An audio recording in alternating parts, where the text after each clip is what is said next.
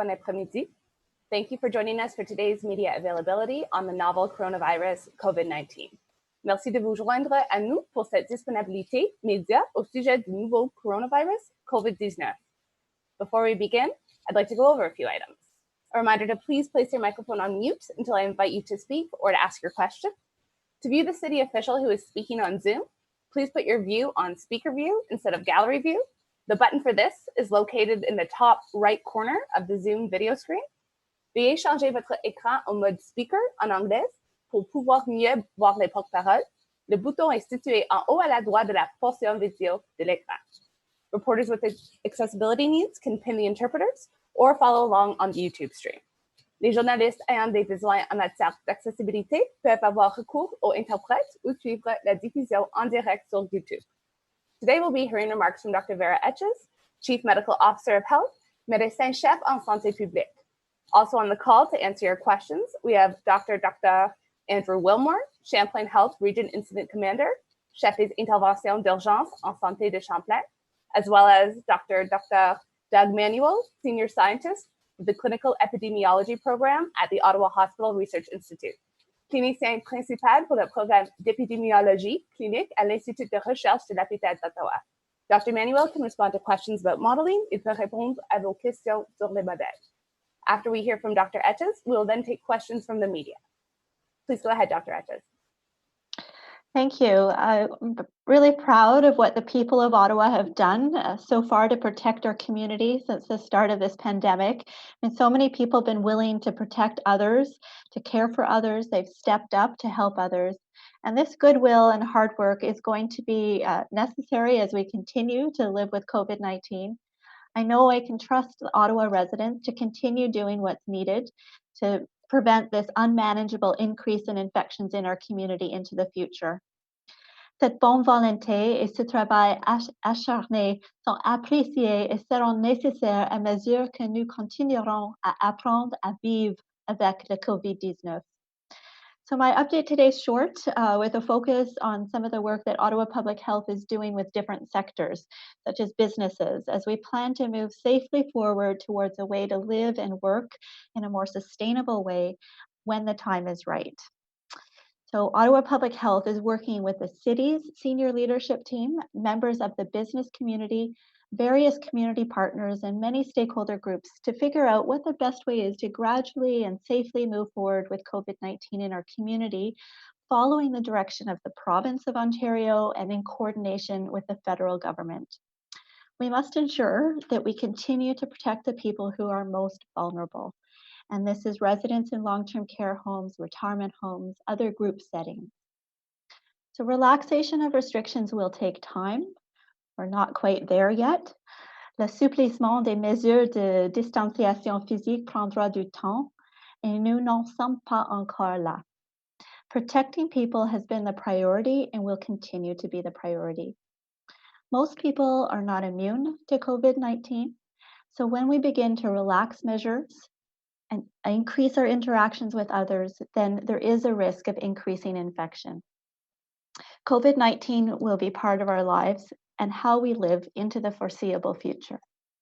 So we need to find a balance of the risks and the benefits of easing restrictions, including identifying what we can do to mitigate those risks. COVID-19 fera partie de notre vie, notre mode de vie dans un avenir prévisible. Nous devons trouver un équilibre entre les risques et les avantages d'un assouplissement des restrictions, notamment en identifiant ce que nous pouvons faire pour atténuer les risques. Members of the business community want to help, and they want to ensure that the opening up of economic activity is done safely, so that businesses do not need to face closing a second time. Businesses are thinking about ways to operate differently to mitigate the risk of spreading COVID-19. For example, having more people work from home, changing the setup of some offices and businesses, and considering ways for employees and customers to wear masks and have easy access to washing their hands. These will all help decrease COVID-19 transmission. The desire to move ahead carefully is consistent with the direction of the province. The Premier has said that we need to move ahead in phases. We will implement a phased approach, and there will not be one date for everything to change and return to normal.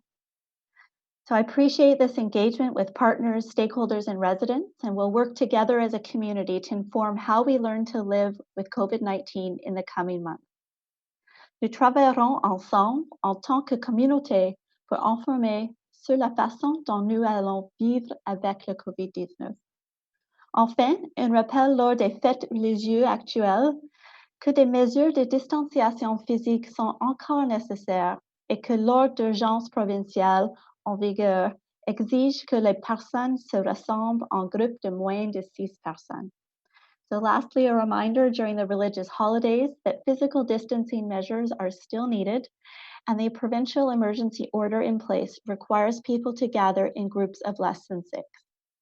I encourage you to find new ways to celebrate with your family virtually and to limit your contact to members of your household as much as possible. Thank you, merci. Thank you, Dr. Etches. In the interest of time, I will quickly read through the list of media who have registered. No need to indicate if you are present. However, if I missed your outlet, please speak up after I am through the list. Pour gagner du temps, je vais lire la liste des médias qui se sont inscrits. Vous n'avez pas besoin d'indiquer si vous êtes présent, sauf si je n'ai pas nommé votre organisation. Your Community Voice, Patrick Guccione. TVA Gatineau, Ottawa, Louis-Charles Poulet. SusanSharing.ca, Susan Rogers TV, Gavin Lumsden. Radio-Canada, Laurie Trudel. Ottawa Sun, Taylor Blewett. Ottawa Citizen, Christina Spencer. Ottawa Citizen, Blair Crawford. Le Droit, Julien Paquette. Global News, Craig Lord. CTV News Ottawa, Josh Pringle. CBC Ottawa, Joanne Canello. 1310 News, Jason White. I will now invite each agency in reverse alphabetical order to ask their question. Please remember you have one question and one follow-up. Nous allons maintenant répondre aux questions des médias en ordre alphabétique inversé. Chacun pourra poser une question et une question de suivi. A reminder for all the participants to please go on mute. We'll now start with Your Community Voice, Patrick Guccione. Yeah, my question is for Dr. Etches. You talked yesterday and today again about how you want to have a conversation with public and business and that about how we move forward. And you mentioned about maybe more people working from home, but how would that work like in a restaurant setting? Like, do you think that would be the last one that would open? Fast food restaurants being different than a sit-down restaurant.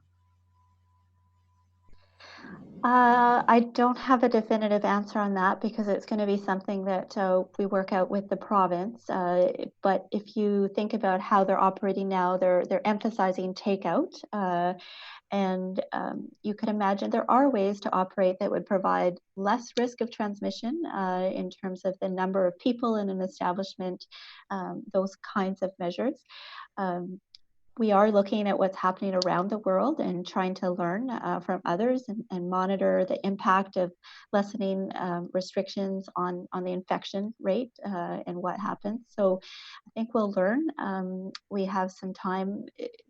There will be interest in moving ahead with things that are less risky, I'm sure initially, and going slowly, and then moving to measures that are going to potentially provide more risk when we're more confident. Thank you, Patrick. Do you have a follow-up? My follow-up was for Dr. Wilmore.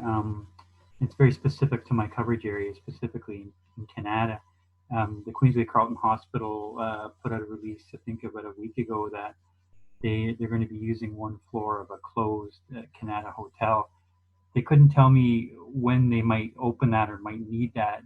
Is that what you've been talking about trying to, open up some capacity in the hospitals for when we get to the peak? Is that one example? So that would be an example of increasing hospital capacity as a physical space. There's different ways to increase capacity in terms of how you distribute patients, but also getting novel sites. That is a program that's under the Queensway Carleton Hospital, and I'm sure they'll be able to update us the details. Thank you, Doctor. Thank you, Patrick. Maintenant, nous irons à TVA Gatineau, Ottawa. Louis-Charles Poulin, s'il vous plaît. Oui, est-ce que vous m'entendez? Oui. Donc, vous avez mentionné que le virus serait présent à l'avenir. Est-ce que vous êtes capable de chiffrer à Ottawa jusqu'à quand on va devoir vivre avec ce virus-là? Puis comment on compte y adapter? Quelles sont les mesures qui sont prévues là, à court terme?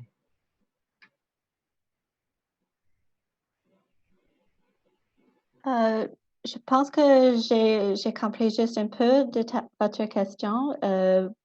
Vous voulez savoir plus concernant le nombre des cas dans notre communauté et comment on va suivre cette situation? Est-ce que c'est correct?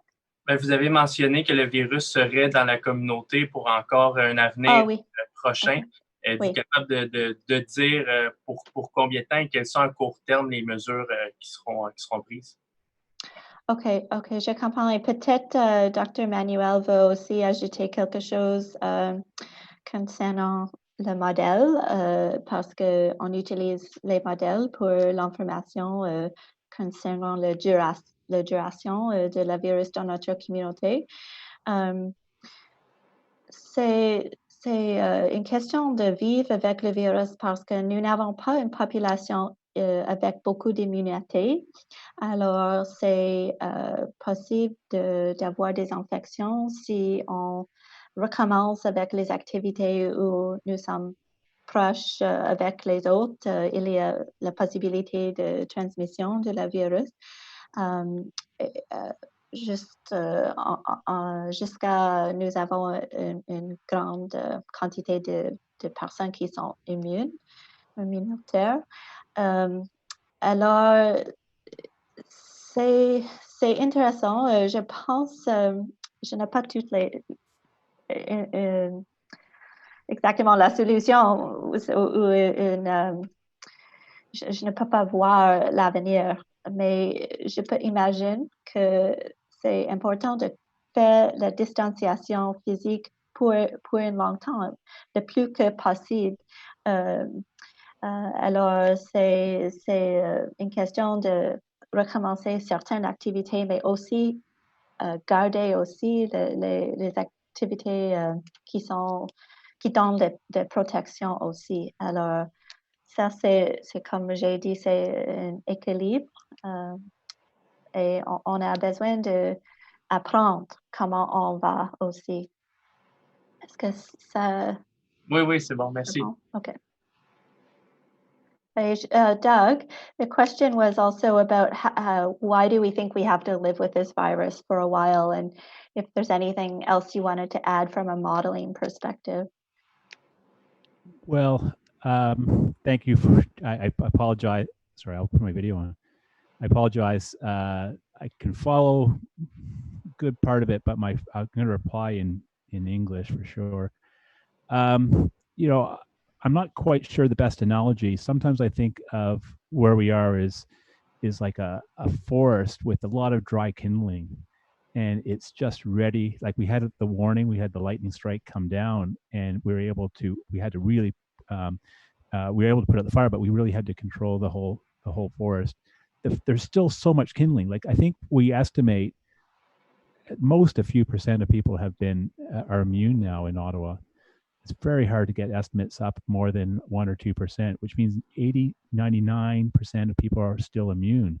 If we took the restrictions off, we'd be back where we are in March with doubling times of 3 days, 3-4 days of cases. So we won't be able to slow, like we need quite high levels. We need about 60% of people immune before you could go back without having physical restrictions like we have, and the outbreak not accelerate.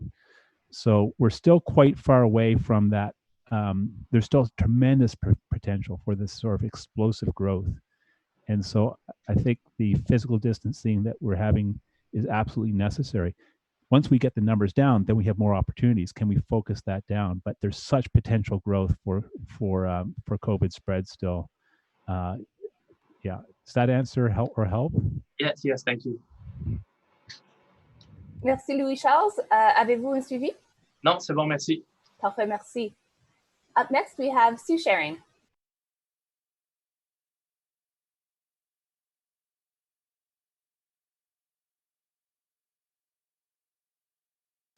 I see.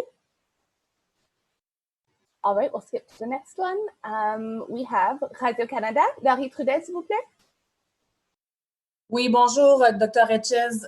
Ma question concerne les centres de soins de longue durée.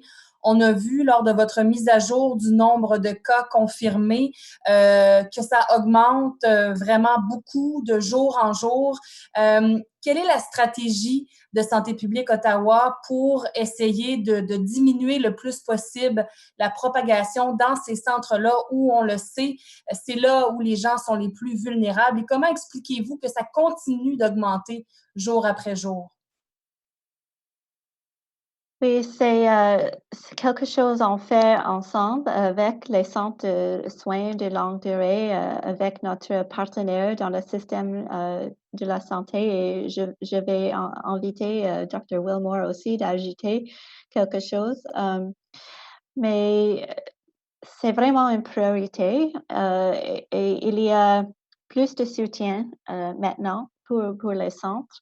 Les infections qu'on voit maintenant sont des infections qui étaient transmissibles auparavant. Alors, les mesures maintenant d'aider avec votre soutien, on va voir, j'espère, une diminution dans les cas après aussi la période d'incubation après 2 semaines.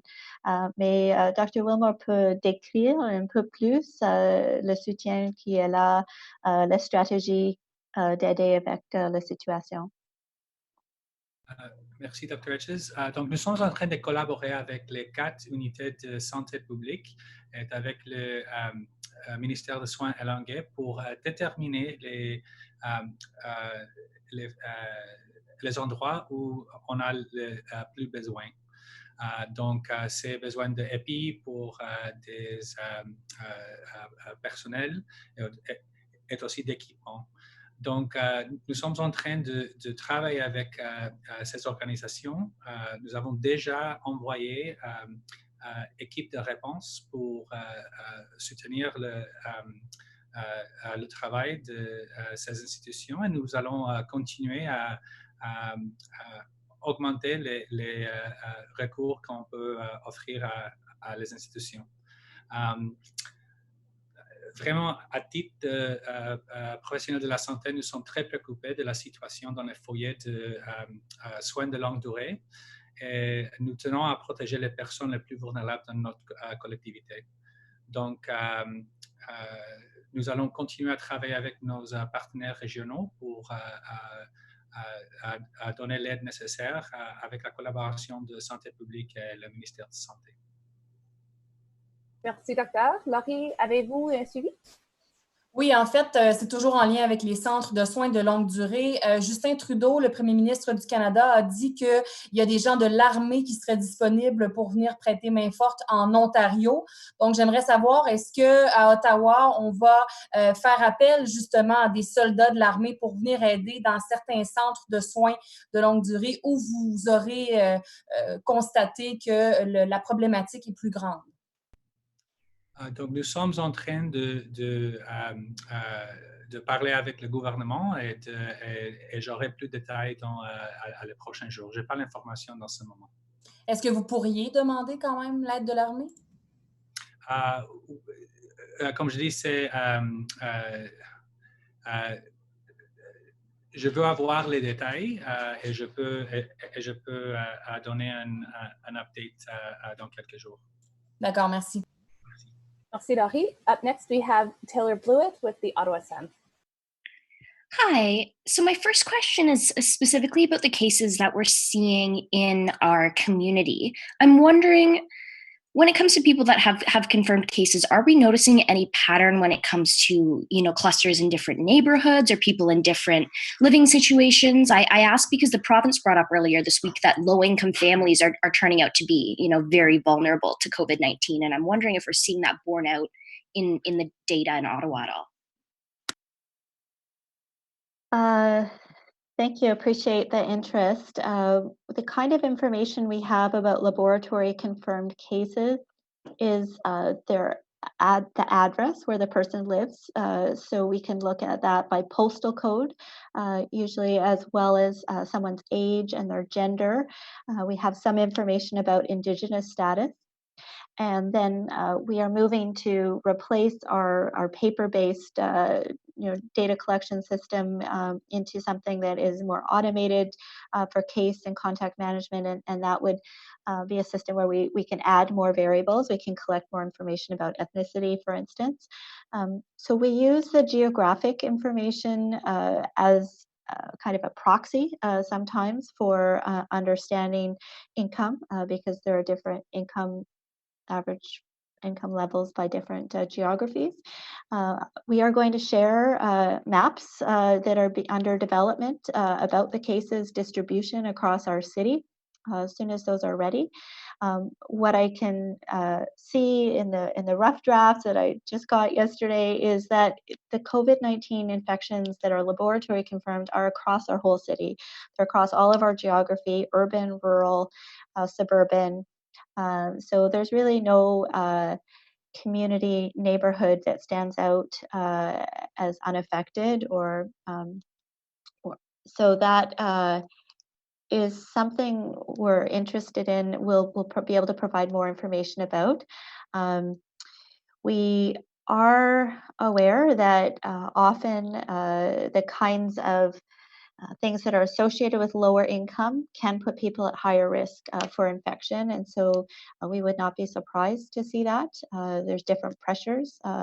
People with lower incomes often have work that doesn't allow them to work from home as easily. There's different kinds of things that could put people at higher risk. That's why we need everyone to do their part so that those who do need to go out to work are protected.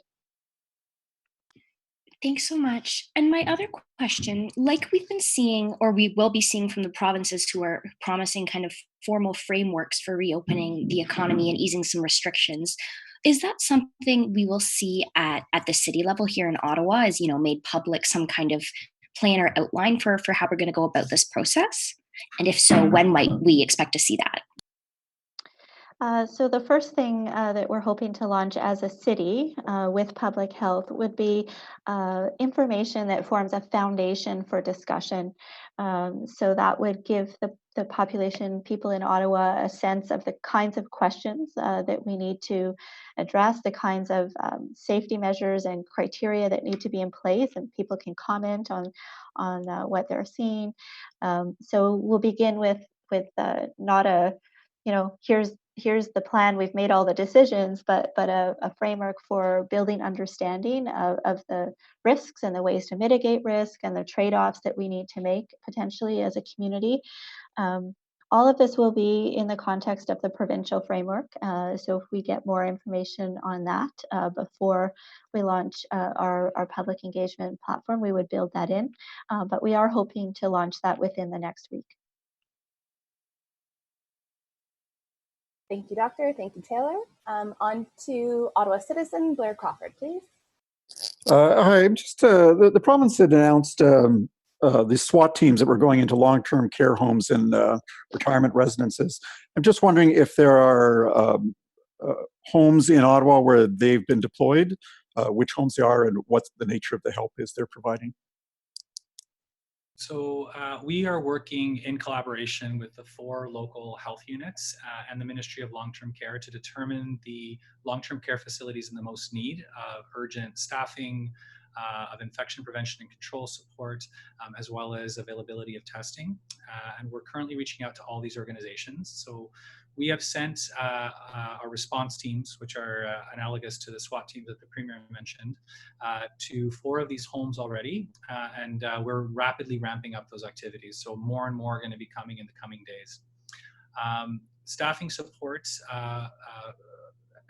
is ongoing, and the facilities that have provided the staff include the Ottawa Hospital, Queensway Carleton, CHEO, Montfort, and the Champlain Home and Community Care, and these are being deployed through several homes in Champlain.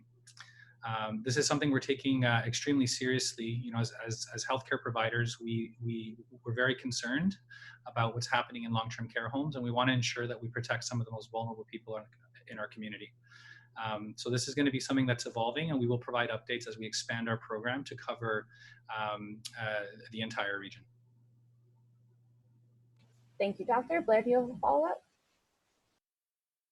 I guess follow up, although it's not really related, but earlier when I think it was Dr. Manuel was talking about the 60% threshold needed for herd immunity, if that's the term. Is there any way to get there other than just waiting for the disease to spread gradually through the community? Is that what you're looking at?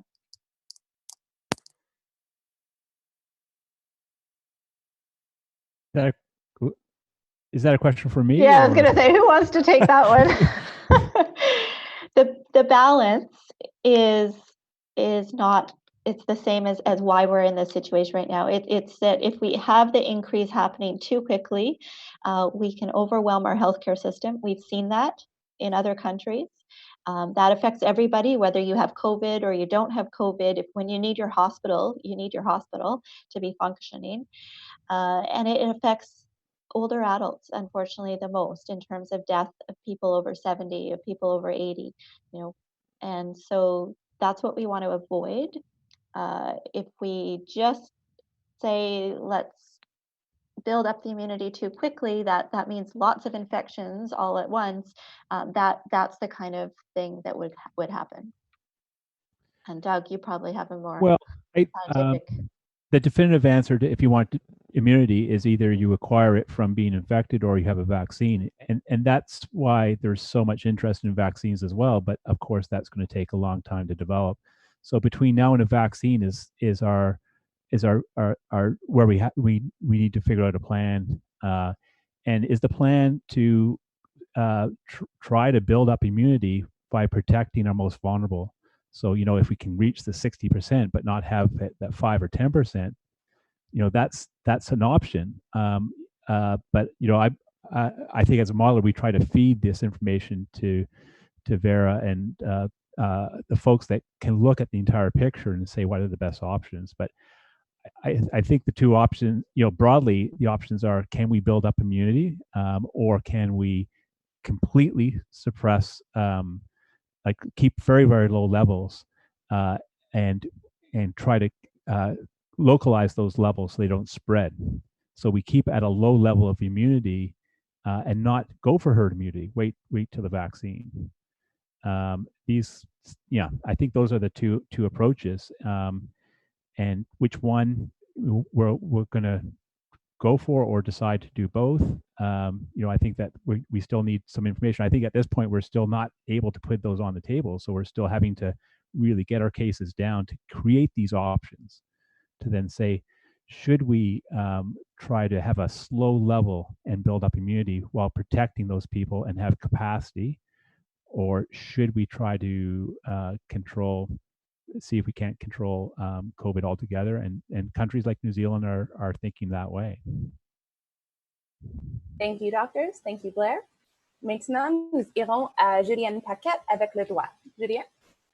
Oui, bonjour. Je ne sais pas à qui s'adresserait cette question-là, mais on voit dans les chiffres qui ont été dévoilés hier en fin d'après-midi que presque le tiers des décès qu'on a eu à Ottawa jusqu'à maintenant proviennent du même centre de soins de longue durée.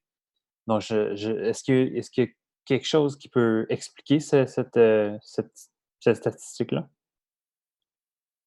Dans la façon, par exemple, que ce centre-là a géré la situation, ou c'est un cas de malchance? Peut-être Dr. Wilmer veut ajouter quelque chose parce que je ne suis pas un expert concernant les opérations des centres de soins de longue durée, mais je sais que les employés, les directeurs dans les centres de soins de longue durée sont vraiment,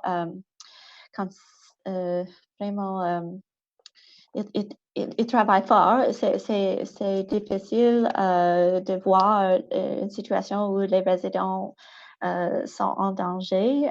Alors, c'est une question de la population. La population est plus vulnérable, la population est plus âgée, souvent avec et je m'excuse en français, je pense les populations à beaucoup de personnes qui vivent avec dementia aussi. Alors, avec cette maladie, c'est difficile de contrôler le mouvement des gens dans une institution. Alors, c'est plus difficile de isoler et arrêter la transmission. Alors, il y a beaucoup de facteurs qui affectent le résultat dans une maison. Et maintenant, on voit dans beaucoup de maisons, c'est difficile que les employés sont malades. Il n'y a pas le nombre des employés comme habituel. Aussi, les familles font beaucoup dans les maisons de soins de longue durée. Et maintenant, les familles ne sont pas disponibles de visiter parce qu'ils veulent protéger la population avec la réduction dans les visiteurs. Alors, c'est vraiment différents facteurs. Dr. Wilmore, je ne sais pas si vous voulez ajouter quelque chose. Oui, donc nous voulons dans le secteur de santé soutenir l'aide pour ces institutions. Donc les hôpitaux de la région s'unissent pour prêter main forte au personnel des foyers afin d'offrir des résidences sécuritaires de grande qualité durant la pandémie. Donc nous sommes en train d'aider pour le point de vue de le système d'EPI dans les institutions. Aussi avec du personnel et aussi avec de l'aide clinique pour faire des tests et pour donner des soins pour ces patients. Donc, c'est tout connecté. Comme Dr. Etches a dit, c'est une population vulnérable. Et aussi, ils habitent dans un environnement avec beaucoup de contacts. Donc, c'est très important de travailler avec santé publique pour faire les mesures nécessaires pour prévenir cette situation. Merci, docteur. Julien, avez-vous un suivi? Oui, ben en fait, il y a peut-être un élément de ma question qui a été mal compris. C'était plus spécifiquement au centre de soins de longue durée Montfort. On rapporte jusqu'à maintenant 11 décès. Et quand on en a 35 dans l'ensemble de la ville, donc c'est près du tiers des décès à travers la ville qui proviennent de cet endroit-là spécifiquement. Est-ce qu'il y a une raison en particulier pourquoi ça s'est produit à cet endroit-là ou c'est tout simplement de la malchance, dans le fond? Comme Dr. Etches a dit, je pense que c'est une réponse compliquée. C'est au niveau de la population qui est affectée par le COVID-19. Nous sommes en train d'aider le site Montfort pour la réponse. Donc, quand nous voyons qu'il y a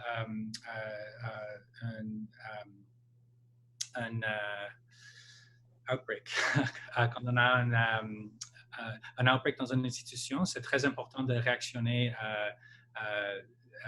d'une manière coordonnée. Donc, mais pour votre réponse pour votre question, je pense que c'est pas on ne peut pas simplement dire oh, c'est une chose.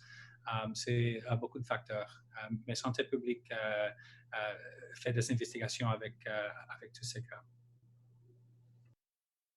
Merci. Merci, docteur. Merci, Julien.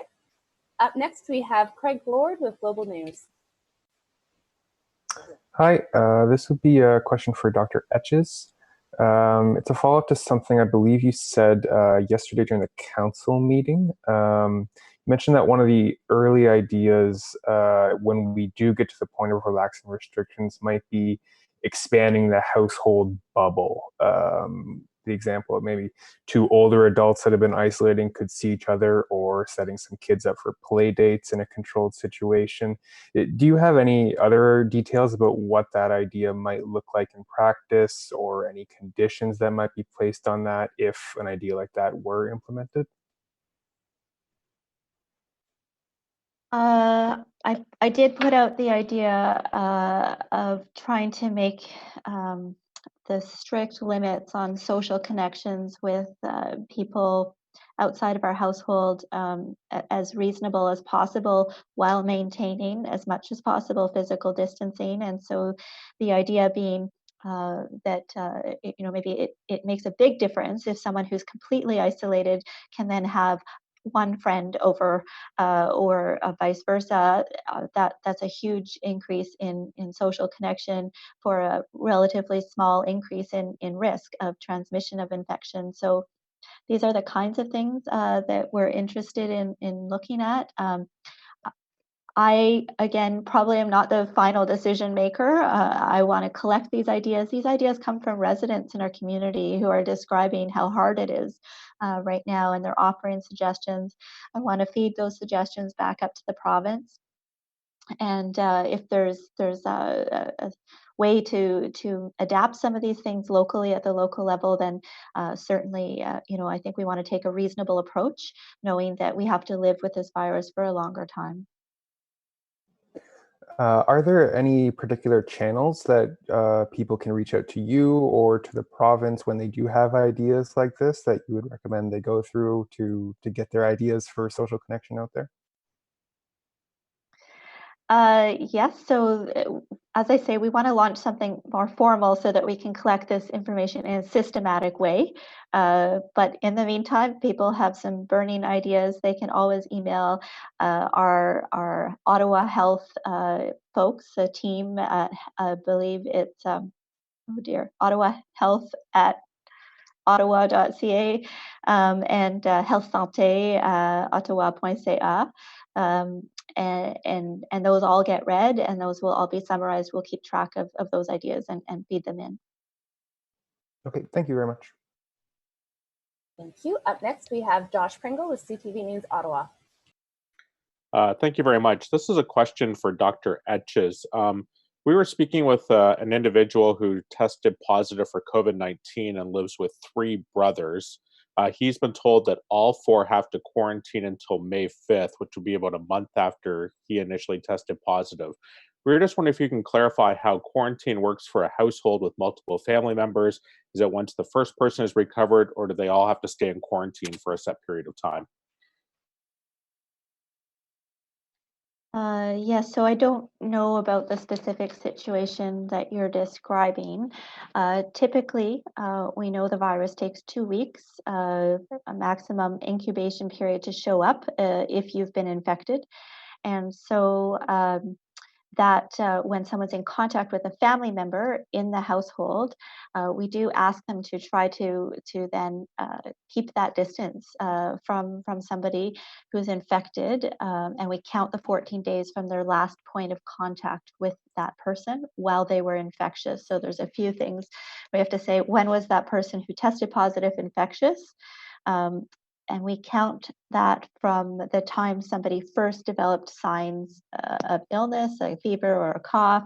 We count out 14 days from that to be safe. After that period of time, we're pretty sure they're not infectious anymore.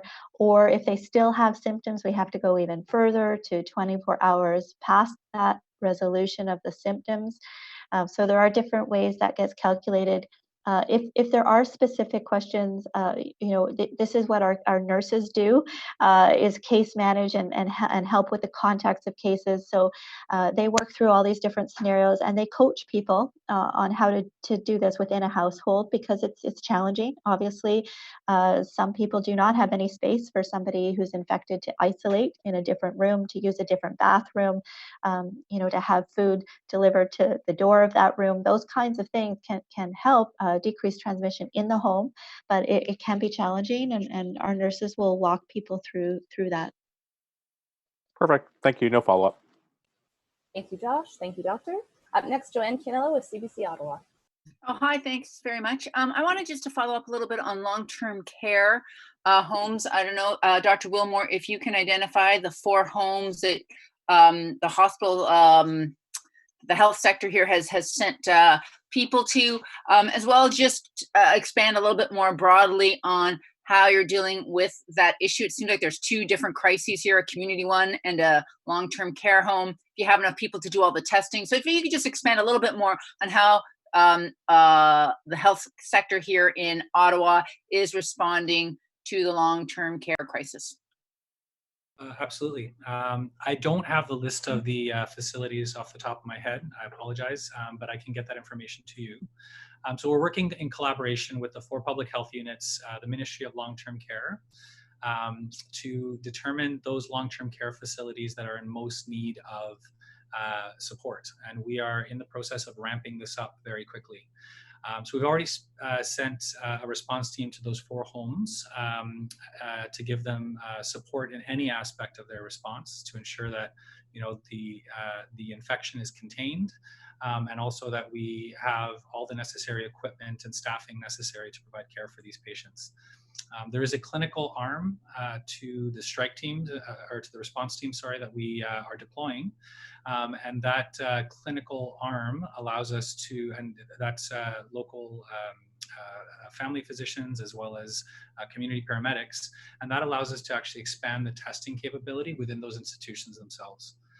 So we get our marching orders in terms of how we go about the swabbing from public health, and we are the clinical arm to support them. And it's oh, sorry, I have the homes here.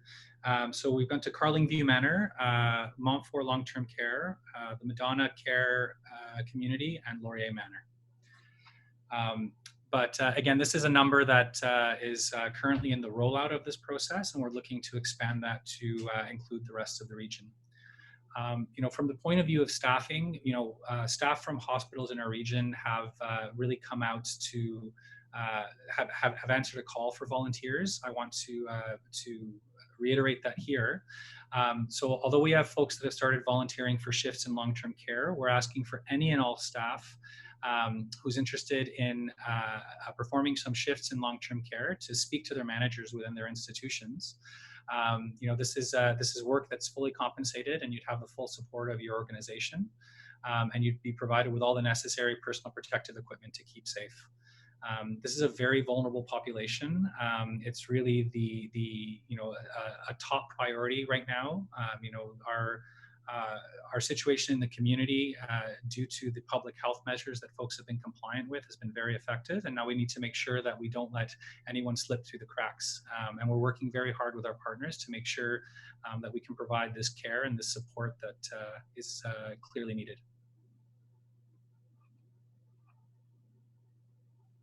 Thank you. That's a great answer. I don't know if anybody else was going to weigh in. Sorry, I didn't mean to jump in. No? Okay, I do have a follow-up then actually for Dr. Manuel, and I apologize if this is too complicated on the call. We can take it offline, but I was reading the recent modeling that came out earlier this week, and it spoke about 63% physical distancing effectiveness, that if 63% of people keep their physical distance, it reduces hospitalizations by 99%, which is amazing. But in an earlier poll, we talked about people being physical distancing, that there were 85% of people said they were physical distancing. And it's caused a little confusion in our newsroom. I'm not sure if I am mixing up 2 different theories or systems. So I was just wondering if someone could address that, please. Yeah, I'll take that one for sure. And no, I appreciate the question. And if you have suggestions about how to communicate this clearly, we can talk offline as well. And we're definitely open to feedback about how to present this. These were the same sort of numbers that we saw presented in British Columbia about those sloping curves and different scenarios. There's the term we've tried to use is physical distancing effectiveness, or this how we're observing it actually play out, and so not how people report, but how it's actually playing out, and it's a mathematical calculation, and you can think of it like if I have COVID and you don't, there's a probability that I'm going to transmit it to you. And that probability is basic. I mean, that's the R naught that you hear about, and that's a product of the virus, like how the characteristic of the actual virus. And then, but we can reduce that probability by distancing ourselves by control measures, and so we can calculate where we actually are. And again, the technical term is RT or doubling time. So at the beginning of the outbreak in Ottawa, we saw a doubling time of like 3 days, and now we're seeing a decrease. I think it's of I forget our decrease now, or we call it halving time of 33 days. So we can calculate how much less transmission there is between people, and it's a number between 1 and 100. And so that number right now is 63. And that's why we're seeing a decrease in cases in the hospital. This is all based on hospital data. That's why we're starting to see a decrease in the hospital. So we're above that kind of magic sort of number around the 60s, and we're starting to see a reduction because we have this effective physical distancing that is calculated.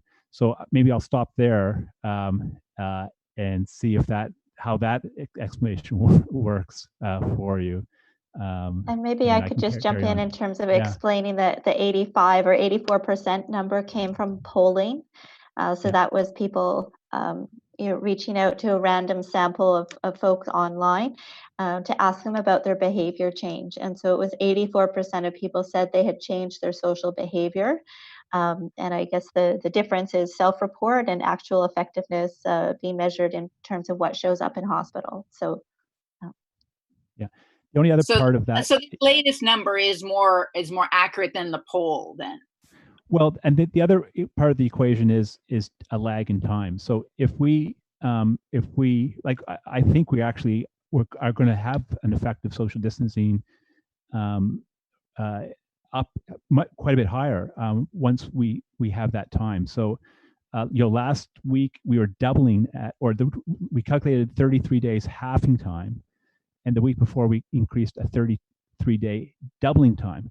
So it's coming down, like our effect, or the week before it was 50% physical distancing effectiveness, and now it's 63. We haven't changed our policies, but we're seeing those numbers climb up, and that's because now it's taking a while, that lag time, 2 or 3 weeks to sort of settle in. I'm not quite sure what the numbers are going to be next week. They're a little bit difficult to project, so that's why we're just kind of doing all the projections of what we see last week. But if we have a few more weeks, we're going to now be able to get a clear trend and see where we might start leveling. I'm hopeful it's going to be leveling, well into the 70s, maybe even higher, 80s. But we were too early to say that. But this lag period that we're going to creep up to where I think that we're seeing the self-reports. But so that's what we're observing today. Like, we're seeing that transmission being broken down to about 63% today. Thanks very much. I'll probably take that online for a few more details, but I appreciate that. Thanks to both. Up next is Jason White with 1310 News. Hi there. I'm not sure who the best person to handle this would be, but my question is about the deaths we've seen over the last couple of days in long-term care facilities.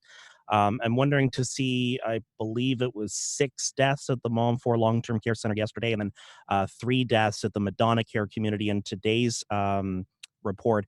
I was wondering if someone could shed some more clarity on why we see multiple deaths reported on the same day at the same facility. I'm wondering if it's the timeline of the virus, if people get sick around the same time, therefore they die around the same time, or is there some sort of delay in reporting from the facilities and that information coming through the chain to OPH, so it arrives at OPH a bunch on one day? I wonder if there's any clarity that anyone can offer around that.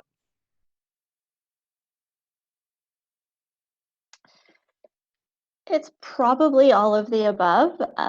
There's lots of different factors in terms of why we get a report of a death when we get it.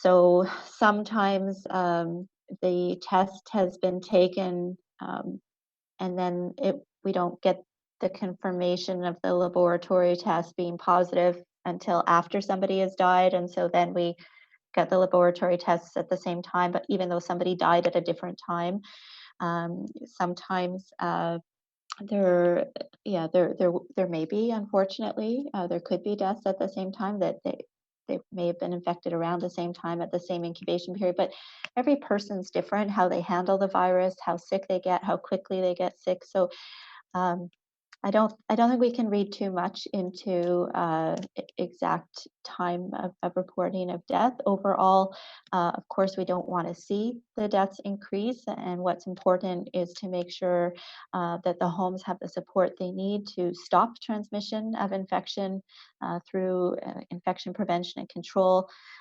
practices, the right equipment they need, gloves, gowns, masks, the right practices, and having the support of enough people to make sure that they can carry out their work in a way that is safe for everyone. So,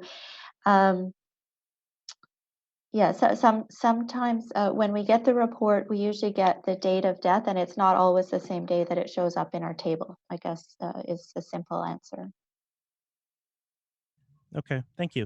For my follow-up question, this is also an Ottawa Public Health question. Is there any sort of timeline or scenarios that are laid out at OPH right now in terms of when we could handle things starting to reopen, whether and have everything we need in place, whether it's getting to that 60% immunity or having enough testing and contact tracing all in place? And the reason why I asked this is because we heard yesterday the city, from a financial perspective, has a couple scenarios when they think things might begin to get sort of back to normal. So are there any timelines or scenarios that at Ottawa Public Health?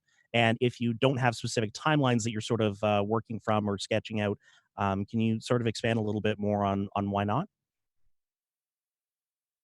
Okay, lots of parts to that question. The thing that we're focused on at Ottawa Public Health is making sure that the safety features that we need to have in place are in place before we do any relaxing of restrictions. And so this is a collaboration. It means we're talking to Doug actually about how's the hospital doing? What's the data in the hospitals about their bed capacity?